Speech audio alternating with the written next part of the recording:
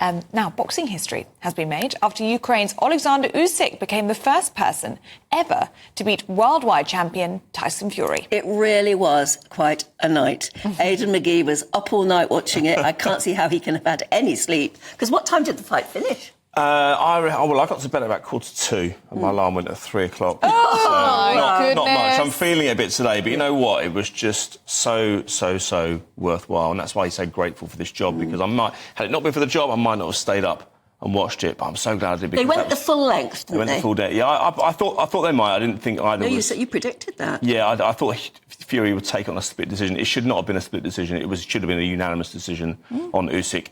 Don't get me wrong, Tyson with Fury was well in the fight and could easily have won it at certain turns of the fight, but overall, Usyk was his night without question.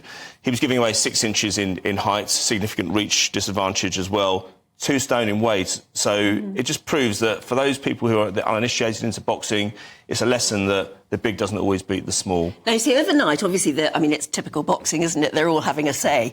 Overnight, Fury has been saying, it only went to Usyk in the end because he's Ukrainian and his country's Nonsense. I mean, it was. I mean, I had it scored at around about. I was being as generous as I could and as subjective as I could. I scored it probably 7-5 in favour of Usyk. Now, the narrative of the fight was that Usyk came out quick, came out fast. That's what he does. And then in the middle of the fight, the body shots came in, and from Fury. That's how whenever Usyk has struggled in the past, it doesn't happen often. It's been from the shots to the body. He's not a natural heavyweight. He came for the cruiserweight route. He was an undisputed champion at cruiserweight level.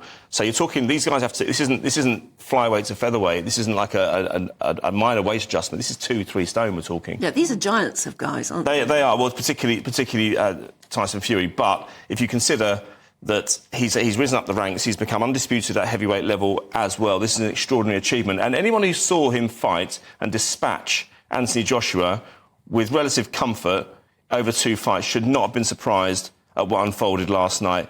Don't get me wrong, Tyson Fury could easily win the second fight. There's going to be a rematch in October. That's part of the clause. That's part of the contract. Yes. They have to refight. Yes, they do. Now, isn't there a problem over whether Usyk's jaw was broken? Well, he's on the. I understand he's being treated. Fury said, "I think I broke his jaw." Yeah, quite possibly, but then he's being treated in hospital now. We don't know that for certain. We've only seen that on rumours, but I'm going to get some. He wasn't there for the sort of victory lap or whatever they. No, he was actually quite stone-faced when he was when he was pronounced as the winner. Actually. Well, if he's got a broken jaw, that's why. I know. Well, we're speaking to Gareth A. Davis later on, so he's in Riyadh. We're going to get some updates on that, but it depends. Because it's a worldwide fight, you get lots of conjecture. It's hard to know what's actually gone on, but nonetheless, it was an extraordinary battle. Sorry, Ellie. How do you think Tyson Fury is feeling? He's never been beaten before. No, he hasn't. So it's a new experience for him, but he's well capable of bouncing back from it. You could have. Lots of people in this country felt that Fury would win, but then I said it yesterday. Duke McKenzie said it yesterday as well. George Groves said it only in the week. Anyone who understands boxing, or not anyone who understands, but a lot of people I spoke to or heard earlier in the week said that they tipped Usyk to win. I said it was going to be a split decision. It's funny, but I changed my mind by the time I left the building. I said to the security guy upstairs, I said, I think it's going to be Usyk. He had to get that in, didn't he? Yeah. I know, but look, he could win the fight again. Yeah, of course he should. But styles make fights, and these are about as different as you can possibly find. But we were talking yesterday about injuries, because Fury... Was there any sign that he was vulnerable where that gash had been on his forehead? I thought there was late in the fight. I thought it could have been a broken nose as well early. We weren't quite sure, but he was covering quite well.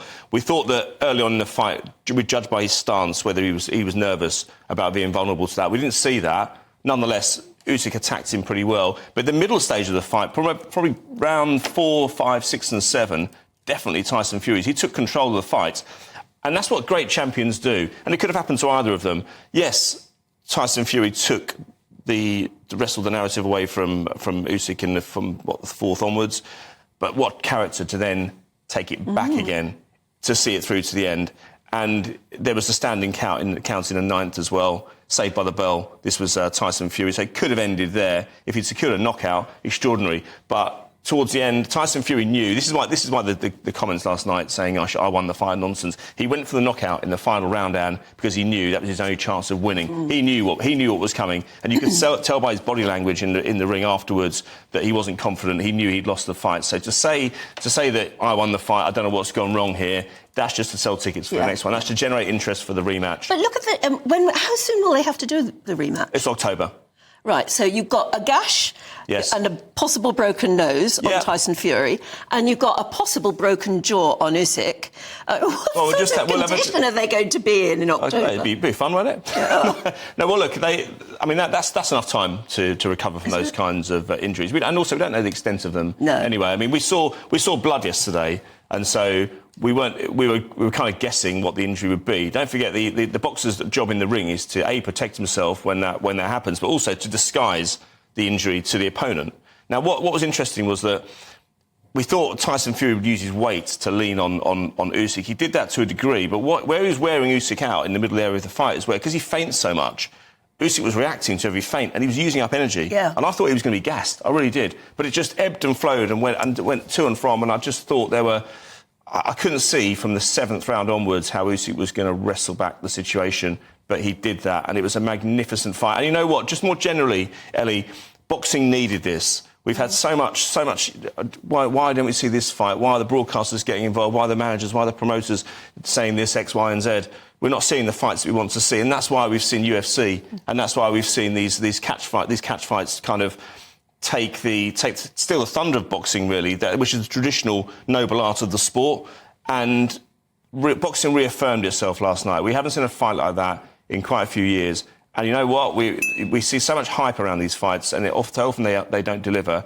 That was massive hype yesterday, and yet the actual contest, it more than delivered. Yeah. It more than delivered. That was something that will live long in the memory, and I'm pleased I stayed up. Oh, well done. Good. We're very pleased that you're here.